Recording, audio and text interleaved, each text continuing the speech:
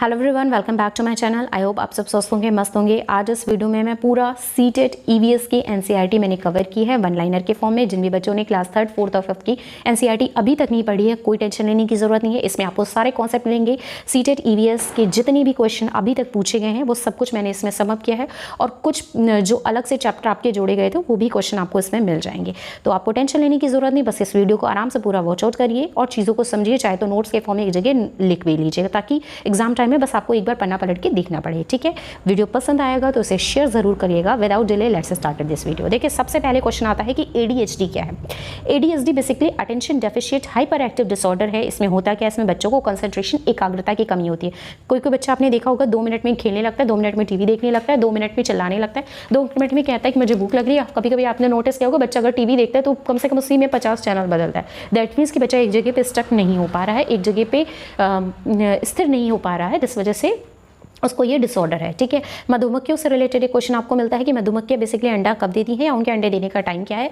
तो अक्टूबर से दिसंबर तक जो मधुमक्खियां हैं वो अंडा देती हैं, फूलों को आकर्षित करती हैं, छतों में रहती हैं। ठीक, नेफेंथीज जिसे घटपड़नी कहते हैं या इंग्लिश में पिक्चर प्लांट कहते हैं। एक रिलेटेड क्वेश्चन आपको मिलेगा ही, ये क्या है, ये कीटभक्षी पौधा है, घड़े नुमा इसकी आकृति होती है, हरे रंग का होता है, कहाँ पाया जाता है। घटपड़नी, नेफेंथीज या पिक्चर प्लांट आपका मेघालय में पाया जाता है। ठीक है, और बेसिकली इसकी जो आकृति होती है घड़े नुमा, और उसमें से एक विशेष प्रकार की सुगंध स्मेल निकलती है। जब भी कोई कीड़ा इसके पास आता है, तुरंत इसका ढक्कन जो होता है वो अपने ढक्कन से दबा लेता है और उसे खा लेता है। ठीक है, इसीलिए इसे कीटभक्षी पौधा भी कहते हैं। ठीक है, इंपॉर्टेंट क्वेश्चन है, मिलेगा। एनीमिया क्या है, तो बेसिकली एनीमिया किसकी कमी से होता है, तो हीमोग्लोबिन या फिर खून की कमी से होता है। लौ रोग भी से कहते हैं। इसकी रेमेडी क्या है कि आप ज़्यादा से ज़्यादा हरी पत्तेदार सब्जियां खाएं, आंवला खाएं, गुड़ खाएं। ठीक है, दूध, पनीर, इन सब का सेवन करें। मच्छर से होने वाले रोग कौन से हैं, डेंगू, मलेरिया, ठीक है, चिकनगुनिया वगैरह।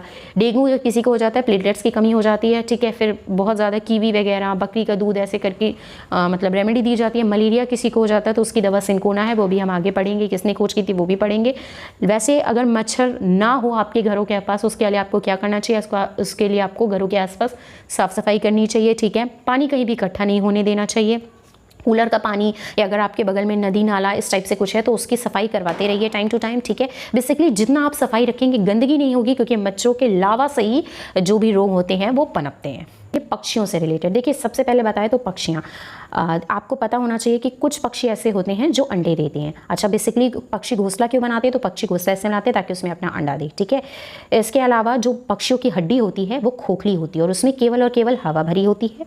पक्षियाँ जो होते हैं वो अपनी गर्दन जो है घुमाते हैं। जैसे हम लोग अपनी गर्दन नहीं घुमाते, हम लोग गर्दन तभी घुमाते हैं जब एकदम बैक लेना होता है। अदरवाइज अगर हमको दाएं बाएं का देखना होता है तो हम लोग अपनी आंखों को घुमाते हैं। तो हम लोग की बेसिकली पुतलियाँ घूमती है, इसलिए हम लोगों को गर्दन घुमाने की जरूरत नहीं पड़ती। लेकिन पक्षियों के केस में ऐसा नहीं होता है। ठीक है, इनकी पुतलियाँ जो होती हैं वो एक जगह पे स्थिर रहती है और इनकी आंखें दोनों कॉर्नर पे होती हैं, इसलिए अगर इनको कुछ भी देखना होता है तो इनको पूरी पूरी गर्दन घुमानी पड़ती है। सबसे बड़ा डिफरेंस होता है। ठीक है, और इनकी जो आंखें होती हैं वो एक समय पे 2 अलग अलग चीज़ें देख लेती है। ठीक, सरीसृप कौन कौन से जीव होते हैं, सरीसृप मतलब बेसिकली जो रेंग के चलते हैं, जैसे गिरगिट हो गया, सांप हो गया, छिपकली हो गया और मगरमच्छ। अच्छा, एक चीज़ और जान लीजिएगा, पक्षियों के कान होते हैं और इनके कान में केवल एक छेद होता है और वो इतने हल्के होते हैं, बारीक होते हैं, इसलिए हमको दिखते नहीं है। ठीक, ये मोस्ट इंपॉर्टेंट क्वेश्चन है। वही मैंने लिखा है नोट में कि पक्षी अपनी गर्दन घुमाता है। क्यों घुमाता है, क्योंकि उनकी आंखों की पतलियाँ घूम नहीं सकती हैं। बहुत बार ये क्वेश्चन पूछा गया है। ठीक है, एक क्वेश्चन आता है कि कौन से ऐसे पक्षी हैं जिनकी आंखें मनुष्य से 4 गुना तेज होती है, तो चील हो गया, गिद्ध हो गया, बाज हो गया। इनकी जो दृष्टि होती है वो मनुष्य से 4 गुना तेज होती है। ठीक, और बाघ की जो दृष्टि होती है वो मनुष्य से 6 गुना तेज होती है। ठीक, एक क्वेश्चन आता है कि क्या रीज़न है आजकल जो गिद्ध है वो बहुत कम दिखाई पड़ रही है, या गिद्धों की संख्या कम होती जा रही है। तो एक उर्वरक आता है डाइक्लोफेनिक नाम का। ठीक है, एक्चुअली में आजकल जो अलग अलग उर्वरक फर्टिलाइजर यूज़ किए जा रहे हैं वो इतना ज़्यादा नुकसान कर रहे हैं कि जब कोई भी कीड़ा मकोड़ा मरता है या कुछ भी मरता है तो गिद्ध जब उसको खाते हैं, तो चूंकि इसमें इतना ज़्यादा डाइक्लोफेनिक फर्टिलाइजर का यूज़ हो रहा है, इसलिए उसको खा के उनकी तुरंत डेथ हो जाती है। ठीक है, एक क्वेश्चन आता है कि रात में जागने वाले पक्षियों को कौन सी वस्तु दिखती है या वो वस्तु किस कलर की नज़र आती है। तो जो भी पक्षी होते हैं उनको रात में जो भी पक्षी उड़ते हैं उनको जो कलर होता है केवल 2 ही दिखता है, या तो ब्लैक दिखता है या फिर व्हाइट दिखता है। अच्छा, एक चीज़ याद रखिएगा, उल्लू जो है वो रात्रिचर पक्षी है। ठीक है, उल्लू किसका वाहन है ये आप मुझे कमेंट करके बताएंगे भगवान में। और इसके अलावा उल्लू जो है ये इकलौता ऐसा पक्षी है जिसकी गर्दन पूरा गोल मतलब 360 डिग्री घूम जाती है। ठीक, अब बात करते हैं कुछ घोंसले की। देखिए, सबसे पहले बात करते हैं तो इंडियन रॉबिन। देखिए, इंडियन रॉबिन जो होती है वो अपना घोंसला कहाँ बनाती है, मोस्ट इंपॉर्टेंट क्वेश्चन है सीटेट का। एक क्वेश्चन आपको मिलेगा ही मिलेगा। जो इंडियन रॉबिन है ये अपना घोंसला पत्थरों के बीच में बनाती है। कौवा जो होता है ये अपना घोंसला सबसे ऊंची डाल पे बनाता है और लोहे और टहनियों की सहायता से बनाता है। एक क्वेश्चन आता है ऐसा कौन सा पक्षी है जो स्वयं घोंसला नहीं बनाता अपितु किसी और के घोंसले में अंडे देता है? तो कोयल इकलौता ऐसा पक्षी है जो अपना घोंसला नहीं बनाता और कौवे के ही घोंसले में अपना अंडा देता है। ठीक है, दर्जन चिड़िया, ये इसकी चोंच बिल्कुल सुई की तरह होती है, तो ये अपनी चोंच से पत्तों को सिल के घोंसला बनाती है। गौरैया और कबूतर जनरली घरों के आसपास या फिर मकान या खंडरों में बनाते हैं। ठीक है, शक्करखोरा क्या कहाँ पे अपना मतलब घोंसला बनाता है? तो बेसिकली शक्करखोरा इकलौता ऐसा जीव है जिसका घोंसला आप देखेंगे तो बिल्कुल लालटेन नुमा होता है, मतलब कि पेड़ की डाली पर लालटेन नुमा ये अपना घोंसला बनाता है। फाख्ता जिसे इंग्लिश में डोव कहते हैं, कैक्टस के कांटों के बीच में या फिर मेहंदी के पेड़ के बीच में बनाता है। ठीक है, फाख्ता बेसिकली कांटेदार जो पेड़ होते हैं उनके बीच में अपना घोंसला बनाता है। ठीक, अच्छा एक क्वेश्चन सीटेट का मोस्ट इंपॉर्टेंट क्वेश्चन है कि कौन सा ऐसा पक्षी है जो झट से अपना गर्दन घुमा लेता है? तो मैना ऐसी पक्षी है जो तुरंत अपना गर्दन जो होता है घुमाती है, मतलब बहुत झटके से घुमाती है। ठीक है, अलावा मैना ज्यादातर कहाँ पाई जाती है? तो मैना ज्यादातर राजस्थान में पाई जाती है। ठीक, नेक्स्ट क्वेश्चन आता है कौन से मतलब जो कलाकृतियाँ कहाँ की फेमस? उड़ीसा में पटचित्र फेमस है। राजस्थान की अगर मैं बात कर लूँ तो वहाँ पे कावड़ कला फेमस है। महाराष्ट्र में वर्ली कला, तमिलनाडु में तंजौर पेंटिंग, पश्चिम बंगाल में आपका झरना पटचित्र फेमस है, आंध्र प्रदेश में कलमकारी पेंटिंग, उत्तर प्रदेश में चौक पूर्णा और बिहार में मधुबनी। एक यूपी का गाना भी बड़ा फेमस है ना, इसका चौक पुराओ ऐसे करके समथिंग है, तो आप ऐसे याद कर सकते हैं। ठीक है, मधुबनी बिहार की बहुत फेमस पेंटिंग है, एक क्वेश्चन आपको मिलेगा। अब हम बात करते हैं ब्रेल लिपि की। सबसे पहले ब्रेल लिपि की खोज किसने की थी? तो लुइस ब्रेल ने की थी। कहाँ के रहने वाले हैं? फ्रांस के रहने वाले। ब्रेल लिपि किसके लिए है? तो जो भी दृष्टिबाधित व्यक्ति हैं उनके लिए ब्रेल लिपि है। फेमस क्यों है? बेसिकली इसमें 6 बिंदु होते हैं और ये 6 बिंदु उभरे होते हैं जिनकी सहायता से जितने भी दृष्टिबाधित लोग हैं उनको पढ़ाया लिखा और समझाया जाता है। ग्रेगर जॉर्ज मेंडल ये फादर ऑफ हेरिडिटी मतलब आनुवंशिकता के पिता कहे जाते हैं। ग्रेगर जॉर्ज मेंडल ने किस पे प्रयोग किया था? मटर के पौधे पे प्रयोग किया था।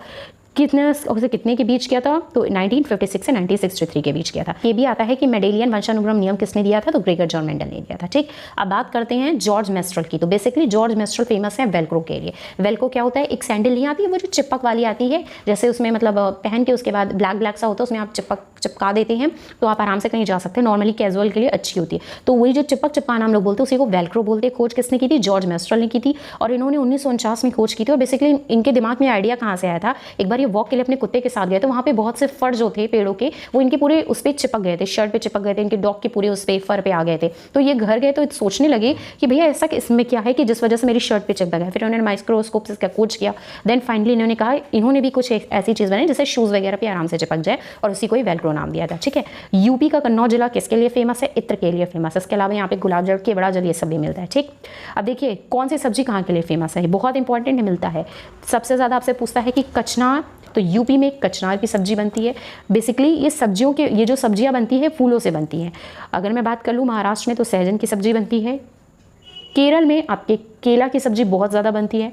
वेस्ट बंगाल की मैं बात कर लूँ तो वहाँ पे पोस्तो बनता है। गोवा में जो बहुत ज़्यादा फिश बनता है और यहाँ जो फिश होता है वो कोकोनट ऑयल से बनता है और जम्मू में आपका मस्टर्ड ऑयल वगैरह ज़्यादा यूज़ होता है। ठीक, अब बात करते हैं तरुण भारत संघ क्या है। बेसिकली तरुण भारत संघ एक ऐसी संस्था है, इसका उदय हुआ था राजस्थान के अलवर ज़िले से और ये फेमस इसलिए है क्योंकि यहाँ पे दड़की माई नाम की एक लेडी थी जो पानी की बहुत ज़्यादा समस्या फेस कर रही थी, तो इसी तरुण भारत संघ ने दड़की माई की मदद की थी तालाब बनाने में। ठीक, मृत सागर जिसे डेड सी कहते हैं। देखिए मृत सागर सबसे पहला बात है तो ये इकलौता ऐसा सागर है अगर कभी कोई व्यक्ति इस पर डूब भी जाता है तो वो मरता नहीं है, वो तैरने लगता है। रीज़न ये है क्योंकि ये बहुत ज़्यादा खारा होता है। ये इतना खारा होता है कि अगर आप 1 लीटर पानी लेते हैं तो कम से कम इसमें 300 ग्राम आपको नमक मिल जाता है। इसके अलावा आप चूंकि ये खारा बहुत होता है इसलिए व्यक्ति एक इसकी लेयर बन जाती है मतलब सागर के ऊपर, तो व्यक्ति इसी पे तैर के जगह से दूसरे जगह जाता है और कभी मरता नहीं है। ठीक है, डूब नहीं सकता है ना मरता है। ठीक, अब एक क्वेश्चन आता है पश्मीना शॉल से रिलेटेड। सबसे पहली बात, पश्मीना शॉल बहुत ज़्यादा गर्म होती है। प्राप्त कहाँ से होती है? बकरियों से प्राप्त होती है। और ये बकरियाँ मतलब कौन पालता है? आप मतलब पहाड़ों के ऊपर लद्दाख में 5000 किलोमीटर जब आप ऊपर चलेंगे तो एक आपको चांगपा जनजाति मिलती है। फिर से रिपीट करिए, चांगपा जनजाति मिलती है और ये जनजाति लद्दाख में 5000 किलोमीटर ऊपर मतलब पहाड़ों के आपको मिलेगी। ये बकरियां पालती है। ठीक है, और इसको बनाने में लगभग 250 घंटे का समय लगता है। बहुत कॉस्टली होती है, लेकिन आप ये समझ लीजिए जितना हमारा एक बाल होता है बकरी के 6 बाल के बराबर होता है। मतलब हमारा एक बाल बकरी का 6 बाल, इतने महीन होते हैं इस टाइम। उसके बाद तो वहाँ से इसको प्राप्त की जाती है। बनाने में 50 घंटे का समय लगता है, ठीक है। अच्छी होती है, कॉस्टली होती है। पश्मीना शॉल से रिलेटेड एक क्वेश्चन मिलेगा ही मिलेगा। कर्णमलेश्वरी से भी आपको एक क्वेश्चन मिलेगा। 1 जून 1975 में इनका जन्म हुआ था। आंध्र प्रदेश से रिलेटेड है कर्णमलेश्वरी। बेसिकली ये वेट लिफ्टर हैं, भारतीय भारोत्तोलक जैसे कहते हैं, ठीक है। 12 साल से इन्होंने वजन स्टार्ट कर दिया था उठाना। 12 साल से वजन उठाना इन्होंने स्टार्ट कर दिया था। 130 किलोग्राम वजन ये उठा सकती हैं, अभी तक इन्होंने उठाया है। और लगभग 29 पदक इन्होंने जीते हैं, ठीक है। इनके फादर क्या करते हैं, पुलिस कांस्टेबल है। ज़्यादातर रिलेटेड आता है कि कर्णमलेश्वरी आंध्र प्रदेश की रहने वाली है। किससे रिलेटेड, कौन से गेम से, तो ये बेसिकली भारोत्तोलक से रिलेटेड है, वेट लिफ्टिंग जिसे कहते हैं। जून की खेती सबसे पहले होती कहाँ पे है, तो ये आपकी जून की खेती जो है वो मेघालय में होती है। इसमें क्या होता है, जब आप एक फसल काट लेते हैं, एक साल आपने कोई फसल उगाई, जब उसका सीजन चला गया, कटाई कर ली, फिर कुछ वर्षों तक उसको वैसे ही छोड़ दिया जाता है और फिर बाद में उसकी खेती की जाती है ताकि वो अधिक उपजाऊ हो जाए, ठीक है। बेसिकली एक क्वेश्चन आता है कि मिजोरम की मुख्य फसल क्या है, चावल है। और यहाँ पे एक बहुत फेमस आपका वो चलता है चिराव नृत्य, ठीक है। देखिए गुजरात किस लिए फेमस है, सबसे पहले तो स्टैचू ऑफ यूनिटी के लिए फेमस है, ठीक। सरदार वल्लभ भाई पटेल की बहुत बड़ी आपकी स्टैचू बनी है। कहाँ पे बनी ये आप मुझे बताएंगे। उसके अलावा कच्छ गुजरात में गांधीधाम से शुरू होती है, ठीक है। एक ट्रेन है, अगर आपको जाना हो तो कच्छ गुजरात में गांधीधाम से शुरू होती है। इसके अलावा गुजरात फेमस क्यों, वहाँ पे बहुत अच्छे अच्छे खाने मिलते हैं साउथ वाले, जैसे ढोकला, चटनी, नींबू, चावल, मिठाई के साथ ही सब मिलता है, ठीक है। फूलों की घाटी किसे कहते हैं, उत्तराखंड कहते हैं। क्वेश्चन पूछा गया है, ठीक। एक क्वेश्चन ये भी पूछा गया है कि गेंदा, जीनिया, फूलों का जो प्रयोग होता है बेसिकली किस लिए होता है, तो कपड़ों को रंगने के लिए। जो कपड़ों पे अलग अलग डिजाइन आती है उसके लिए गेंदा, जीनिया फूलों का प्रयोग किया जाता है, ठीक। अब बिहार की बात करते हैं। बिहार मधुबनी, देखिए बिहार छठ महापर्व के लिए तो फेमस है ये, एज वेल एज ये मधुबनी पेंटिंग के लिए बहुत फेमस है। बिहार के मधुबन जिले में मधुबनी पेंटिंग का सबसे पहले विकास हुआ। मधुबनी पेंटिंग मधुबन नगर के ही नाम से जाना जाता है। कहाँ पे है, बिहार में। लोक कला का पुराना रूप है। इसके अलावा चावल के पाउडर के पेस्ट से इसकी पेंटिंग बनाई जाती है। किसकी बनाई जाती है, मधुबनी पेंटिंग में जो हम लोग कलर यूज करते हैं वो चावल के पाउडर के पेस्ट से यूज करते हैं। इसके अलावा नील, हल्दी, फूलों और पेड़ों के जो रंग हैं उसी से ही मधुबनी पेंटिंग के रंगों का प्रयोग किया जाता है, ठीक है। इसके अलावा मधुबनी पेंटिंग पर आपको इंसान के, जानवर के, पेड़, फूल, पक्षी, मछली, इन सब के आपको चित्र वर्णित मिलेंगे। कर्नाटक में गांव है बेलवन का गांव, बस इससे ज़्यादा कुछ नहीं आता। रेगिस्तानी ओक कहाँ पाया जाता है, ऑस्ट्रेलिया में पाया जाता है, ठीक है। और इसकी जो जड़ें होती हैं वो बहुत गहरी होती हैं और पानी जो होता है इसका, मतलब राजस्थानी ओक में जो पानी होता है वो पेड़ के तने में रहता है। भारत में राजस्थानी ओक किस जिले में पाया जाता है, ये आप मुझे कमेंट करेंगे। नेक्स्ट वीडियो में मैं इसका आंसर करूंगी। अब असम से रिलेटेड, बेसिकली असम जो है वहाँ पे बिहू एक त्यौहार है, वो मनाया जाता है जब चावल की नई उपज होती है उसके उपलक्ष्य में मनाया जाता है। बांस से इसमें मेला घर बनाते हैं, ठीक है। चावल की नई फसल पर बनाते हैं, माघ के पहले या दूसरे माघ में हम लोग मनाते हैं। अब पोचमपल्ली से रिलेटेड, बेसिकली पोचमपल्ली आंध्र प्रदेश के तेलंगाना राज्य में पोचमपल्ली जिला है। पोचमपल्ली पारंपरिक व्यवसाय, कालीन, बुनाई, खिलौना बनाना, उत्पादन आदि के लिए फेमस है। एक क्वेश्चन आपको मिलेगा। अच्छा, चितप्पम किसको कहते हैं, तो मलयालम में चाचा को, और कोजम्मा किसको कहते हैं, मलयालम में चाची को, ठीक। भारत में 4 प्रकार के जहरीले सांप कौन से हैं, तो 4 आपको सांप मिलेंगे, नाग, दुबैया, करैत, अफाई। रिपीट कर रही हूँ, 4 ही प्रकार के पूरे भारत में जहरीले सांप हैं, नाग, दुबैया, करैत और अफाई, ठीक। और अगर किसी व्यक्ति को सांप काट लेता है तो उसकी एक दवा आती है सीरम, जो बेसिकली सांप के जहर से ही बनाई जाती है, ठीक। सांप की कुछ बात कर लेते हैं तो ये जमीन के कंपन से सुनता है, ठीक है। और सांप जो है वो कभी खाता नहीं है, ये हमेशा निगलता है, ठीक। अब गिलहरी की बात कर लेते हैं। गिलहरी के दांत जो हैं वो बहुत जल्दी जल्दी बढ़ते रहते हैं। इसमें हमेशा आपने देखा होगा स्क्वायरल को, ये चीज़ों को कुतरती है। रीज़न ये क्योंकि इसके दांतों की ग्रोथ बहुत जल्दी होती है, जिससे अगर ये कुतरेगी नहीं तो उसके दांत बहुत ज़्यादा लंबे हो जाएंगे। अब बाघ की बात करते हैं। बाघ जो होता है मनुष्य से 6 गुना ज़्यादा अधिक देखता है, ठीक। बाघ जो होता है वो 3 किलोमीटर तक इसकी जो गर्जना होती है उसको आप सुन सकते हैं। इसके अलावा बाघ इतना ज़्यादा तेज होता है कि ये बता सकता है कि अगर हवा में जो मतलब हवा चली है या कहीं भी से भी सरसराहट की आवाज़ आई है, ठीक है, तो वहाँ पे कोई शिकार है। यानी बेसिकली जो बाघ इतना तेज होता है वो मतलब पत्ती जो हिली है वो हवा की वजह से हिली है, कंपन की वजह से हिली है, या किसी मनुष्य की आहट की वजह से हिली है, इसमें ये डिफरेंस कर सकता है। इसीलिए कहते हैं शेर और बाघ से आप रात में भी नहीं बच सकते हैं, ठीक है। अब देखिए कान वाले जीव कौन से होते हैं, ऐसे कौन से जीव है जिनके कान होते हैं, तो पक्षी, मेढक, छिपकली और मगरमच्छ, इनके कान होते हैं, लेकिन इनके कान में केवल एक छेद होता है जिस वजह से दिखाई का नहीं पड़ता है आपको। अब अंडा देने वाले जीव कौन से हैं, मछली, मेढक, सरीसृप, पक्षी, ठीक।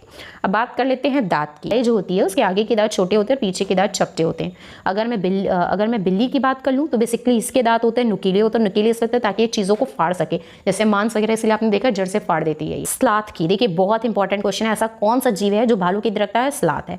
स्लाथ एक ऐसा जीव है जो 17 से 18 घंटे सोता है, ठीक है, ये आपको समझ में आ गया। इसके बाद स्लाथ का जो ओवरऑल जीवन काल होता है, टाइम पीरियड होता है, वो 40 वर्ष तक होता है। ये बहुत ही आलसी किस्म का जानवर होता है। पूरे जीवन काल में ये केवल 4 से 6 पेड़ों की पत्तियां ही खाता है, मतलब एक पेड़ पे तब तक रहता है जब तक उसकी पूरी पत्तियां खा नहीं लेता, ठीक है, बहुत ज़्यादा होता है। हाथी की बात करते हैं। स्लाथ और हाथी मोस्ट इंपॉर्टेंट क्वेश्चन है सीटेट के, ठीक, एक क्वेश्चन मिलेगा ही मिलेगा आपको। हाथी सबसे बड़ी मादा जो होती है वही झुंड की मुखिया होती है हाथी में। इसके अलावा झुंड में 10 से 12 मादा हथनियाँ और बच्चे होते हैं। अच्छा, हाथी के झुंड की बात हो रही है तो झुंड में कोई भी नर हाथी नहीं होता है, मतलब ये जो 10 से 12 हथनियाँ आपको हाथी के झुंड मिलेंगे, इसमें सारी हथनियाँ और बच्चे होते हैं, हाथी नहीं होता है, नर हाथी नहीं होता है, ठीक है। और जब बच्चे 14 से 15 वर्ष के हो जाते हैं तो जो हाथी के बच्चे होते हैं वो उनसे अलग हो जाते हैं, ठीक। एक वयस्क हाथी एक दिन में कितनी पत्तियां खाता है? क्वेश्चन मोस्ट इंपॉर्टेंट है। 100 किलो पत्तियां जो होता है वो एक वयस्क हाथी एक दिन में खाता है, ठीक है। और हाथी के बड़े कान होते हैं जो काम करते हैं किसका? मतलब ये बेसिकली ये पंख का काम करते हैं। जैसे गर्मी वगैरह लगती है तो अपने कान को देखते हैं आप, ऐसे ऐसे हिलाता है, ठीक। इसके अलावा हाथी जो होता है वो कीचड़ में या पानी में स्नान करना पसंद करते हैं क्योंकि इनको इतनी गर्मी लगती है तो वो उसे ठंडक मिलती है, ठीक। नेक्स्ट क्वेश्चन रोनाल्डो रॉस का आता है। तो सबसे पहले रोनाल्डो रॉस किसके लिए फेमस है? मलेरिया की खोज इन्होंने की थी, ठीक। 1897 में इन्होंने खोज की थी, 1902 में से नोबेल पुरस्कार मिला था।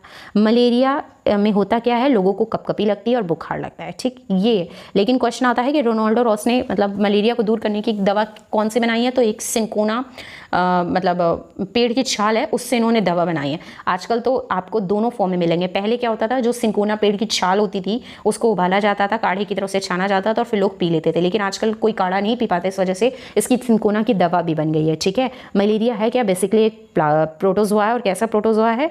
प्लाज्मोडियम परजीवी है, ठीक। अदर स्टेट में जब बारिश वगैरह हो जाती है तो बच्चे स्कूल कैसे जाते थे? एक क्वेश्चन आपको मिलेगा। अगर हम असम में बात कर लें तो बारिश के टाइम में बच्चे बांस और रस्सी के पुल का उपयोग करके जाते थे। लद्दाख में लोग ट्रॉली से जाते थे, कोई बर्फ़ इतनी होती थी तो कुछ चलेगा नहीं तो ट्रॉली के सहारे जाते थे। केरल में बात कर लें तो लोग वल्लम के सहारे जाते थे, ठीक है। एक क्वेश्चन यहाँ आता है कि फेरी क्या है? तो फेरी एक नाव है जो कि केरल में चलती है, ठीक है, या केरल की नाव क्या है? फेरी, ऐसे भी क्वेश्चन आता है, ठीक है। ऊँट गाड़ी राजस्थान में चलती है क्योंकि वहाँ पे ऊँट चलता है तो ऊँट की गाड़ी वहीं पर ही चलेगी। पथरीले रास्ते जनरली आपको उत्तराखंड में मिलेंगे, ठीक। राजस्थान में गांव है खिजड़ी गांव।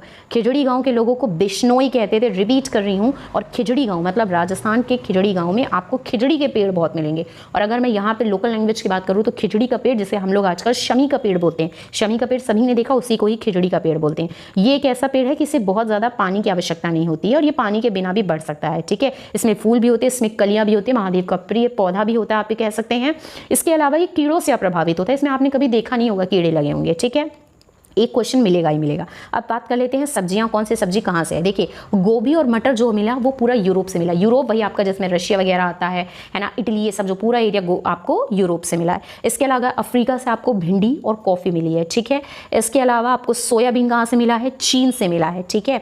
और चाय असम से मिली है। बीन अमेरिका से मिला है। और चिली मतलब मिर्ची जो है वो पुर्तगाली लाए थे, ठीक। और बाकी बैगन, मूली, ये सब हो गया, सेम हो गया आपका, करेला है ना, गोभी, आम, संतरा, बेर, केला, पालक, परवल, ये सब अपने भारत की ही उपजाऊ है। ये सब हमें भारत अपने ही देश से प्राप्त हुआ है, ठीक। सूंघने की तेज क्षमता, सबसे पहले बात करें तो चींटी और कुत्ता, इन दोनों की सूंघने की जो क्षमता होती है वो बहुत ज़्यादा तेज होती है। चींटी कैसे पता लगाती है? तो चींटी जो होते हैं ज़मीन पे जो भी पदार्थ गिरे होते हैं उसे सूंघ के पता लगाती है। और इसमें मतलब एक चींटी आई तो लाइन से उसके पीछे पीछे उसकी स्मेल से सारी चींटियाँ आने लगती है, ठीक। सेम एज कुत्ता, कुत्ता कैसे मतलब पता लगाता है? बेसिकली मलमूत्र की गंध से पता लगाता है। आपने देखा होगा कि अगर किसी मोहल्ले में कोई बाहरी कुत्ता आता है तो दूसरा कुत्ता उसे देख के भौंकने लगता है। कैसे पता चलता है? उनकी जो मलमूत्र की स्मेल होती है उससे एक विशेष प्रकार की गंध निकलती है जिससे इनको पता चल जाता है कि ये इनके एरिया का कुत्ता नहीं है, ठीक। दांडी यात्रा किससे रिलेटेड है? एक क्वेश्चन मिलेगा ही मिलेगा, तो महात्मा गांधी से रिलेटेड है। महात्मा गांधी के नेतृत्व में दांडी यात्रा हुई थी, साबरमती से दांडी तक चली थी, ठीक है। और 1930 में हुई थी। बेसिकली इसमें क्या हुआ था? तो इसमें नमक तोड़ो कानून का पालन हुआ था। मतलब नमक तोड़ो कानून जो था ये बहुत ज़्यादा रन किया था। अंग्रेज जो थे वो नमक के लिए हमसे कर लेते, तो गांधी जी ने कहा जब नमक हमें ऐसे ही मिल जाता है, हमारे देश से मिल जाता है, तो हम इसके लिए कर क्यों दे? क्योंकि आपको पता है नमक कैसे मिलता है? जो समुद्र से हमारा खारा खारा मतलब पदार्थ आता है उसी से हमको इकट्ठा करते हैं, उसके बाद छान वान के जो गट्ठा होता है हम उससे फाइनली जो फाइन चीज़ होती है वो हमें नमक मिल जाती है। आजकल वही पीस के नमक के फॉर्म में हमें मिलने लगा है, ठीक है। तो गांधी जी का कहना था हम इसके लिए कर नहीं देंगे, इसीलिए ये हुआ था। क्वेश्चन आता है सबसे पहले व्यक्ति जो चांद पर उतरे थे तो नील आर्मस्ट्रांग थे। कब गए थे? 1969 में।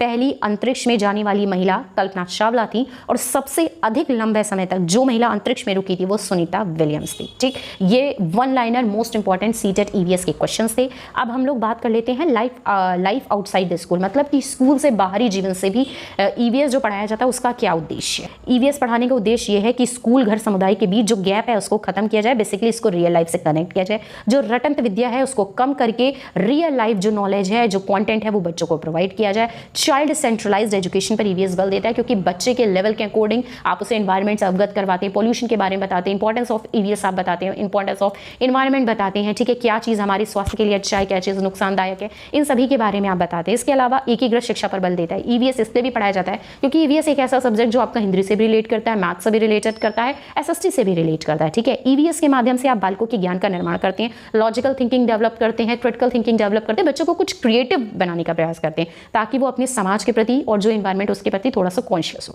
इसके अलावा बच्चों को ईवीएस के माध्यम से हम लोग लर्निंग विदाउट बर्डन पे फोकस करते हैं, मतलब ईवीएस के माध्यम से बच्चों को सारा ज्ञान भी दे दिया और उनको फील भी नहीं हुआ कि एक्चुअली में वो कुछ सीख रहे हैं, ठीक है। और इसमें परीक्षा का एकमात्र आधार नहीं मानना, मतलब ये रियल लाइफ से कनेक्ट होता है तो बहुत ज़्यादा परीक्षा पे फोकस नहीं किया जाता है। बेसिकली ईवीएस पढ़ाने का उद्देश्य यही होता है कि सभी विषयों से कनेक्ट होता है, बच्चों को अब प्राइमरी लेवल से ही इन्वायरमेंट के बारे में, सोसाइटी के बारे में, ठीक है, अपने कल्चर के बारे में, सभ्यता के बारे में धीरे धीरे ज्ञान देते रहते हैं। उम्मीद करती हूँ वीडियो पसंद आया होगा। आप अगर एक बार इस वीडियो को देख लेंगे तो मैं उम्मीद गारंटी लेती हूँ कि आपको एनसीईआरटी पढ़ने की जरूरत नहीं पड़ेगी। पढ़ लिया है तो सो फॉर सो गुड है, नहीं पढ़ा तो प्लीज़ इस वीडियो को एक बार फिर से वॉच करिएगा, काफ़ी हद तक क्वेश्चंस आपको इसमें सीटेट के मिल जाएंगे। Thank you to all for watching this.